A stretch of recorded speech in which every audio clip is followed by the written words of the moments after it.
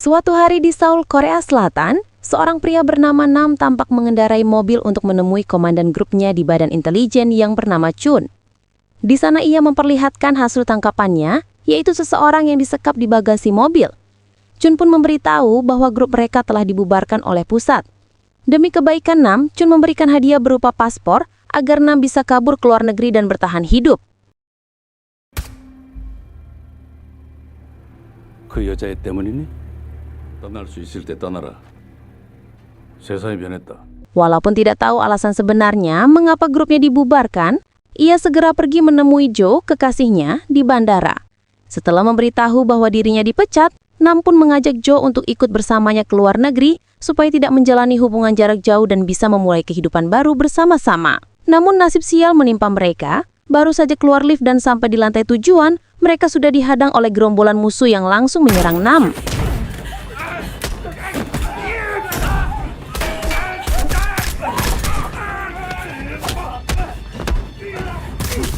Karena syok melihat kebrutalan kekasihnya, Jo akhirnya memilih untuk meninggalkan Nam demi kehidupan yang lebih damai. 8 tahun kemudian, di Tokyo, Jepang, terlihat seorang bos Yakuza bernama Koreda yang baru saja melampiaskan amarahnya dengan brutal kepada seorang pekerja seks, lalu menyiksanya tanpa ampun. Setelah itu, ia bersantai sambil minum, sambil memandangi seisi rumahnya yang dijaga ketat oleh para anak buah. Tak lama kemudian, teleponnya berdering. Seorang pria misterius berbicara, memastikan bahwa yang mengangkat telepon adalah Koreda sendiri. 오마이 다르다. 다르다. Merasa terancam, Koreda langsung memanggil anak buahnya melalui intercom. Namun tidak ada satupun yang merespons. Dan ternyata, semua antek-anteknya sudah terkapar tewas. Koreda pun panik, lalu melindungi diri dengan shotgun. Naas listrik tiba-tiba padam, suasana berubah semakin tegang. Di tengah kegelapan, seorang pria muncul, mencekik leher Koreda hingga tewas. Dan ternyata pelakunya adalah Nam. Kini ia beralih profesi menjadi pembunuh bayaran demi mengumpulkan dana pensiun. Di sini ia menyamar sebagai tukang listrik agar aksinya tidak ketahuan.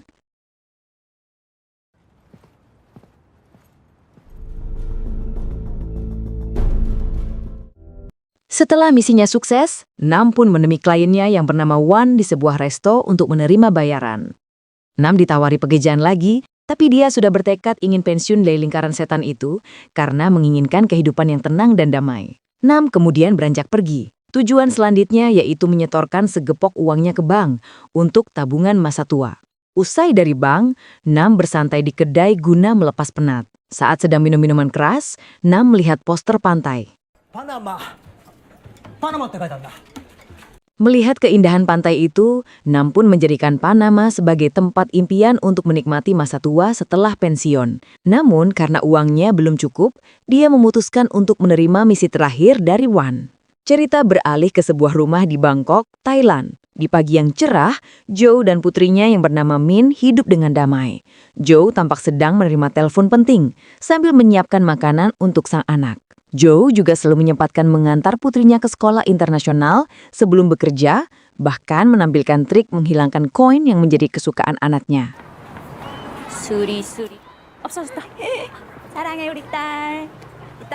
Setelah mengantar anaknya Joe yang kini sukses menjadi investor muda dan kaya raya, Joe langsung menemui klien di sebuah tempat santai yang dikelilingi danau dan lapangan golf. Karena belum yakin dengan kliennya, Joe meminta waktu untuk berpikir. Sorenya, saat Min pulang sekolah, suasananya tidak seperti biasa.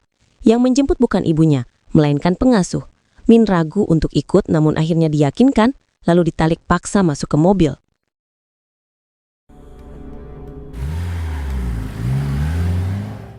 Beralih ke Nam di Tokyo. Di sebuah kedai, Nam sedang menatap poster tentang alam di Panama. Ia membayangkan kehidupan tenangnya di Panama setelah menyelesaikan misi terakhir bersama Wan. Tiba-tiba Wan menelpon, memberitahu bahwa ada seseorang yang mengaku bernama Chun dari Korea Selatan ingin berbicara penting dengan Nam. 김춘성이라고 알아. 통화하고 싶다는데. Karena biaya telepon ke luar negeri mahal, Nam pergi ke telepon umum untuk menghubungi Chun, mantan komandannya di Badan Intelijen ASN. Pembicaraan penting yang dimaksud Chun ternyata tentang Joe, yang menanyakan kabar dan keberadaan Nam, masih sakit hati karena merasa diputuskan oleh Joe begitu saja. Nam meminta Chun jika Joe menghubunginya lagi, bilang saja bahwa Nam sudah mati. 다시 연락 오거든 그냥 죽었다고 하세요. Benar saja, Jo menelpon Chun lagi untuk membujuk Gyu agar bisa berbicara dengan Nam karena Jo sangat butuh pertolongan mendesak. Seketika Jo frustasi, apalagi saat itu ia berada di kantor polisi untuk melaporkan bahwa anaknya diculik oleh pengasuhnya. Namun laporan Jo tidak dianggap sebagai kasus penculikan sebab tidak ada tebusan uang yang diminta oleh pelaku. Kasusnya sementara hanya dikategorikan sebagai orang hilang. Jo semakin terpuruk apalagi ketika melihat banyak poster anak hilang terpampang di papan pengumuman kantor polisi.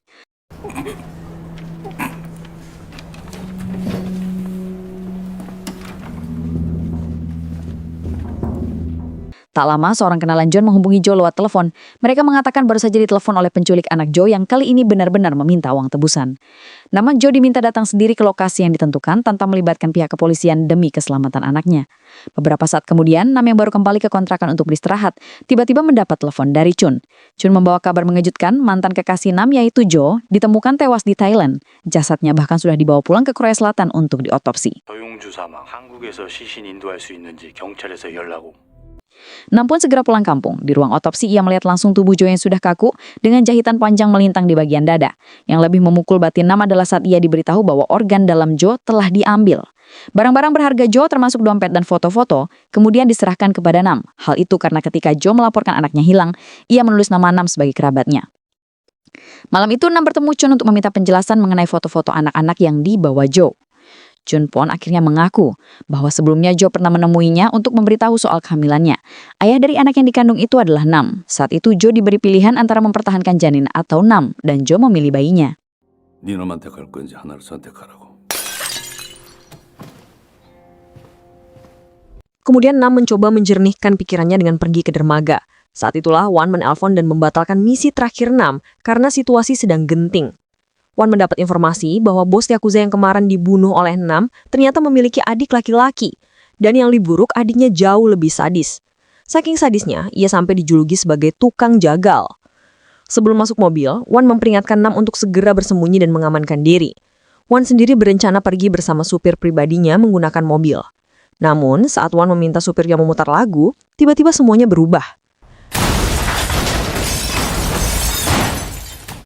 Ketika tersadar, Wan sudah dalam keadaan terikat di atas meja dengan tubuh penuh luka.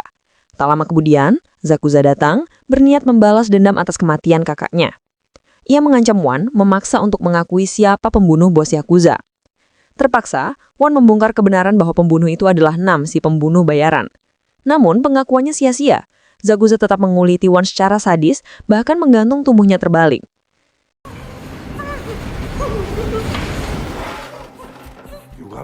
Keesokan paginya, Nam mendapat bantuan seseorang hingga berhasil mendapatkan informasi terkait kasus penculikan anak Jo di Thailand. Tak lama, Chun menelpon. Ia berkata akan membantu Nam dengan mengutus orang kepercayaannya yang kebetulan sedang bertugas di Thailand untuk mendampingi Nam mencari sang putri. Beralih ke Zakuza. Setelah puas menghabisi Wan, kini sasarannya berikutnya adalah Chun. Chun yang sedang bersantai di rumah sambil menonton TV dibantai habis-habisan oleh Zakuza. Tubuhnya berlumuran darah berserakan di lantai. Selesai menghabisi Chun, Zakuza menemukan sebuah poster anak hilang dengan tulisan dalam bahasa Thailand. Selain itu, ia juga mendapati foto-foto kedekatan Chun dengan salah satu anggota badan intelijen yaitu Nam. Maka Zakuza pun yakin Nam sedang berada di Thailand untuk mencari anak yang hilang tersebut. Ia lantas memerintahkan agar disiapkan 2 warga lokal Thailand sebagai penunjuk jalan untuk perburuannya.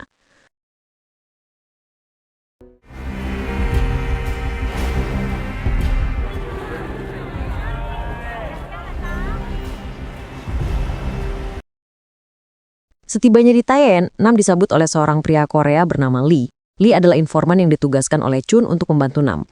Kemudian Nam diajak ke markas Lee untuk membicarakan tentang keberadaan anaknya. Di sana, Lee menjelaskan kecurigaannya terhadap rekan kerja sang pengasuh yang bernama Han. Apalagi, Han sempat bertemu dengan Jo sebagai klien yang menawarkan investasi sebelum anak Jo hilang. Selain itu, Han juga diketahui sebagai buronan polisi Korea Selatan yang melarikan diri ke Thailand. Karena waktu sudah malam, Nam memilih menyewa kamar hotel sambil menyusun strategi. Ia baru beraksi keesokan harinya saat menemukan Han yang bekerja sebagai sales properti. Setelah memantau dari jauh, Nam menyusup ke dalam mobil Han. Begitu Han masuk, Nam langsung menjerat lehernya dengan kain hingga Han pingsan.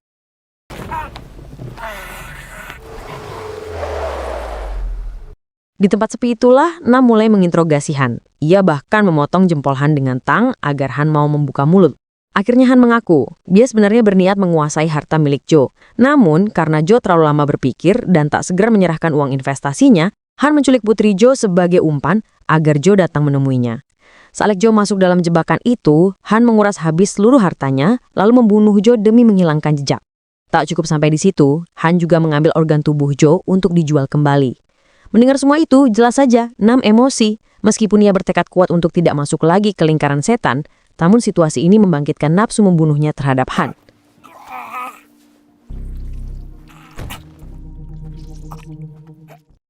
Waktu berganti malam, Zakuza yang baru tiba di Thailand tanpa sengaja mendapat jackpot. Dia menempati kamar hotel yang semalam dipakai oleh Nam. Keesokan harinya, bersama 2 warga lokal Thailand yang dijadikan penunjuk jalan, Zakuza memulai aksinya mencari target. Tak butuh waktu lama, dia langsung mendapat informasi baru berupa poster buronan dengan wajah penculik anaknya Nam. Setelah memberikan imbalan kepada 2 orang itu, Zakuza diantar menuju sebuah gudang lusuh. Namun ternyata, Zakuza justru dijebak dan diperas. Di dalam gudang, sekelompok preman sedang asyik bergurau sambil meremehkan Zakuza yang mereka anggap lemah karena datang sendirian di negeri orang. Mereka tidak sadar bahwa kali ini mereka salah sasaran. Dalam sekejap, satu persatu preman itu ditumbangkan oleh Zakuza seorang diri.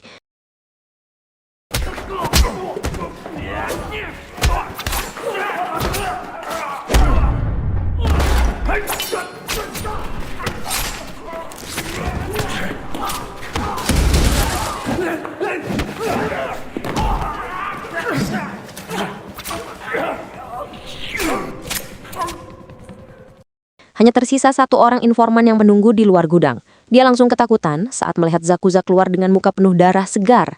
Akhirnya, informan itu bersumpah akan membantu Zakuza asal tidak dibunuh seperti kawanannya. Sementara itu, Nam yang pantang menyerah terus mencari. Akhirnya ia berhasil menemukan sang pengasuh pelaku penculikan bersama suaminya. Dengan taktik keras, Nam menyiksa si suami untuk memancing pengakuan dari si pengasuh. Dan benar saja, pengasuh itu akhirnya mengaku. Dia mengatakan bahwa Min telah dijual ke sindikat perdagangan organ manusia.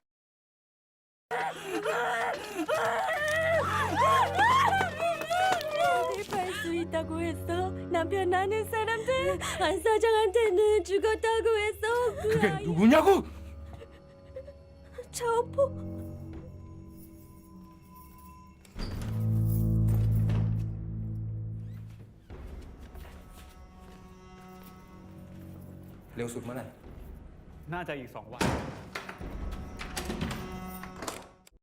Usai memperoleh informasi tersebut, Nam kembali menemui Lee untuk meminta bantuan. Dia ingin dicarikan lokasi sindikat perdagangan manusia. Tapi itu bukan perkara mudah bagi Lee, karena ada banyak kelompok perdagangan manusia di Thailand. Akhirnya, Lee menawarkan seorang ladyboy bernama Yu yang diyakini bisa membantu Nam. Setelah melalui proses negosiasi, pada akhirnya Yu sepakat untuk disewa oleh Nam. Singkat cerita, mereka pun berhasil bertemu dengan seseorang yang bersedia membawa mereka ke markas sindikat penjualan organ. Caranya, Nam dan Yu mengaku sebagai pembeli organ tubuh. Di markas yang berupa gedung kuno, Nam mencari keberadaan putrinya di antara anak-anak Thailand lain yang disekap. Dengan bantuan Yu sebagai penerjemah, mereka pun bertanya kepada seorang perempuan gangster. Namun jawaban yang mereka dapat sangat mengejutkan. Kata si gangster, satu-satunya anak Korea sudah dibeli orang lain. Nam jelas tidak tinggal diam. Ia bersikeras hanya menginginkan anak Korea itu, dan dia rela membayar berapapun biayanya. Karena dianggap merepotkan, Nam dan Yu mulai diusir. Tapi Nam tidak sabaran dan dia bukan tipe yang mudah menyerah. Putrinya adalah peninggalan berharga dari mendiang kekasihnya. Diam-diam Nam masuk kembali untuk menanyakan langsung kepada anak-anak yang disekap. Ia menunjukkan sebuah foto, dan satu anak mengaku mengenali sosok di dalam foto itu. Sayangnya, mereka keburu ketahuan. Akhirnya aksi pertarungan pun pecah. Nam melawan para anggota sindikat penjualan organ dan suasana berubah menegangkan.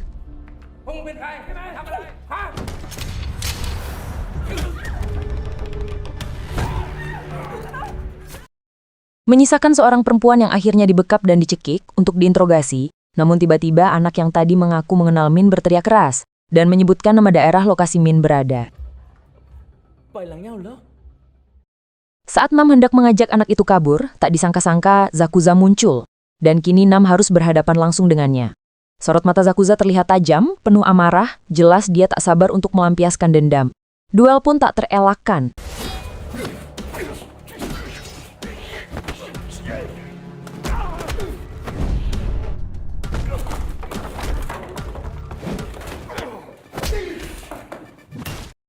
Nam sempat terdesak, bahkan hampir kalah. Tapi ia segera membalas dengan lebih brutal.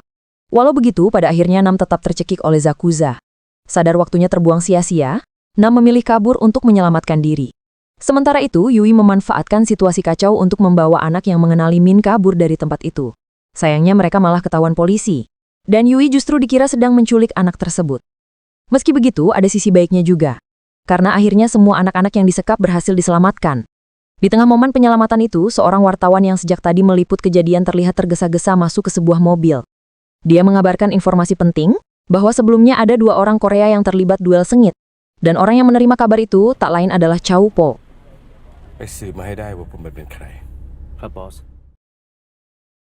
Pada situasi lain, Dem yang berhasil lolos dari Zakuza langsung menghampiri Lee dan meminta informasi bagaimana caranya ia bisa pergi ke Langyao. Sambil menunjukkan peta, Lee memberitahu kabar duka bahwa Chun telah tewas dibunuh oleh Zakuza. Mendengar itu, Lee pun ketakutan. Dia sadar betul Zakuza bukan orang sembarangan.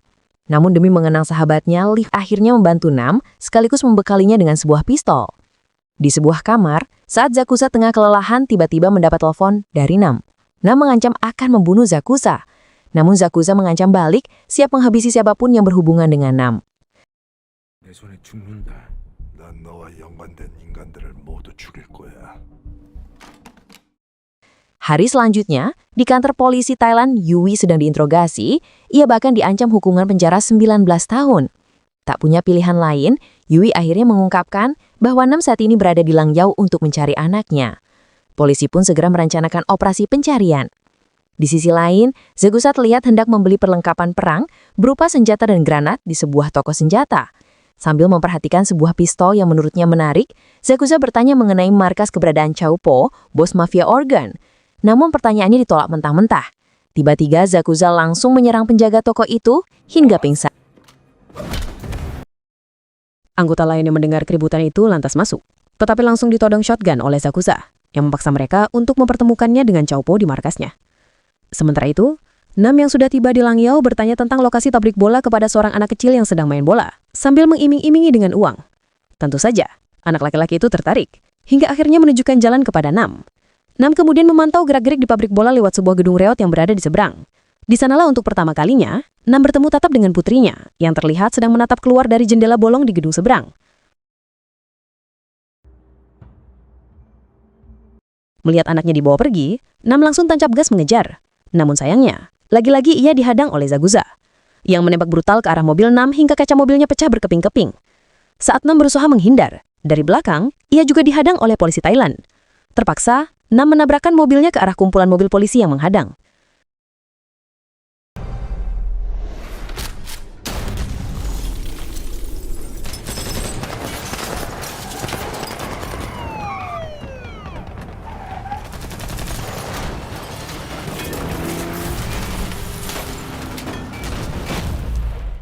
Keributan pun pecah. Gerombolan polisi yang hendak menyergap Nam dan Zakuza justru lebih fokus kepada Zakuza. Nam pun cerdik memanfaatkan situasi itu, berlari cepat menuju gedung tempat anaknya akan dieksekusi. Namun, Zakuza lebih dulu meledakkan bom ke arah polisi dan berhasil lolos dari penyergapan. Di sebuah ruang khusus, beruntung Nam tiba tepat waktu. Dengan cekatan ia langsung menembaki dokter beserta timnya yang hendak mengambil jantung anaknya. Setelah tim dokter tumbang, Nam dengan mudah membawa putrinya pergi dari pabrik bola. Sesampainya di tempat yang aman, Nam mengobati luka-lukanya sendiri sambil menunggu anaknya yang tak kunjung siuman. Nam kemudian menelpon Lee untuk menanyakan di mana ia bisa membeli tiket kapal menuju Panama. Dia menyarankan seorang colo tiket kenalannya. Lee juga mengatakan ia berniat meninggalkan Thailand karena merasa dirinya ikut jadi incaran Zakuza akibat membantu Nam. Sementara itu, Nam dan Lee merencanakan pelarian di markas mafia organ. Bos Chow Po sedang mengevaluasi anak buahnya. Tiba-tiba, Zakuza yang baru saja menang melawan polisi menerobos masuk dan langsung menginterupsi rapat itu. Zakuza yang sangat geram karena Nam berhasil kabur, mengancam akan meledakkan markas dengan granat jika Chow Po menolak untuk diajak berdiskusi. Akhirnya, mereka berdua berbincang dengan santai dan sepakat untuk bekerja sama menangkap Nam yang dianggap telah mengacaukan bisnis organ milik Chow Po. Di tempat lain, anaknya Nam akhirnya sadar. Nam berusaha meyakinkan Min bahwa dirinya bukan orang yang akan melukai. Namun, Min sulit diajak berkomunikasi hingga Nam meminta Yui datang untuk menjaga anaknya. Sementara itu, di sisi lain, ketika Nam akhirnya bertemu kembali dengan putrinya, Zakuza berhasil menemukan Lee dan menghajarnya habis-habisan demi mendapatkan informasi tentang keberadaan Nam.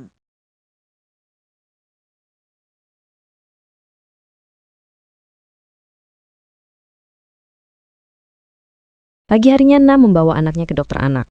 Setelah diperiksa, dokter mengatakan bahwa Min tidak mengalami sakit fisik melainkan sakit mental.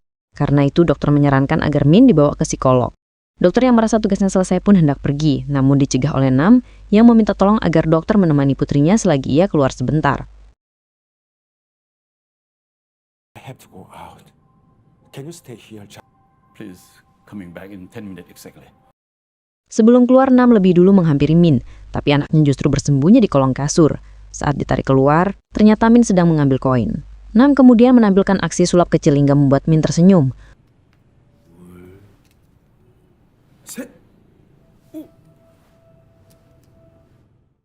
Momen itu membawa Nam bernostalgia dan secara ajaib, wajah Min tampak lebih bercahaya.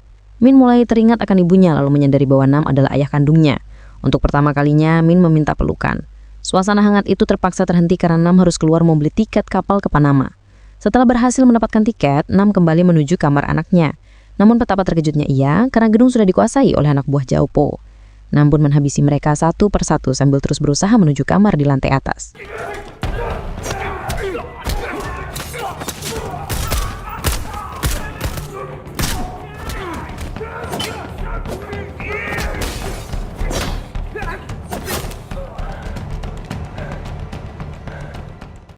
Saat tiba di kamar, Nam langsung ditodong pistol dari kanan dan kiri. Di dalam, Zakuza sudah menunggunya. Sialnya sebelum sempat melawan, Nam tertangkap dan tangannya diikat. Nam memohon kepada Zakuza agar anaknya dibebaskan. Namun Zakuza justru memancing amarahnya dengan mengatakan bahwa ini semua belum berakhir. Nam pun dibuat pingsan dan kepalanya ditutup dengan kain hitam. 이럴 필요까지는 없지 않느냐는 말이야. 그 모습이 보고 싶어서 하는 건데 말이야. Selesai dibantu anak buah Jaupo, Zakuza justru berkhianat. Ia menembak mereka satu persatu, lalu membawa Nam beserta koper berisi Min pergi dari hotel. Di parkiran, Yui melihat Nam tertangkap dan diangkut menggunakan mobil. Setelah mengumpulkan keberanian, Yui nekat menabrakkan mobilnya ke arah mobil yang membawa Nam. Singkat cerita, Yui berhasil membebaskan Nam. Sampai akhirnya, Nam kembali mengejar mobil yang melarikan putrinya.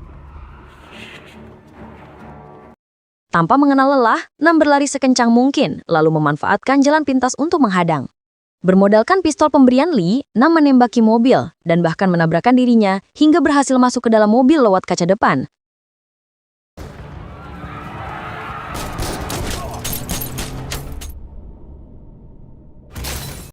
Di dalam mobil, duel sengit pun kembali terjadi.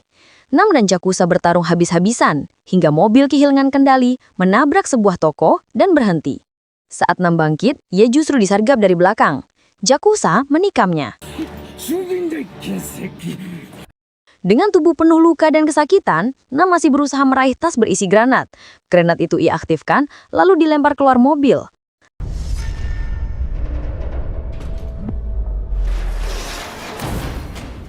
Nam masih hidup. Meski tertati-tati, ia membuka kancing koper agar Min bisa diselamatkan oleh Yui. Di detik-detik terakhirnya, Nam mengakhiri duel dengan Zakuza dengan menjatuhkan granat begitu saja. Ledakan besar terjadi. Keduanya pun tewas bersama.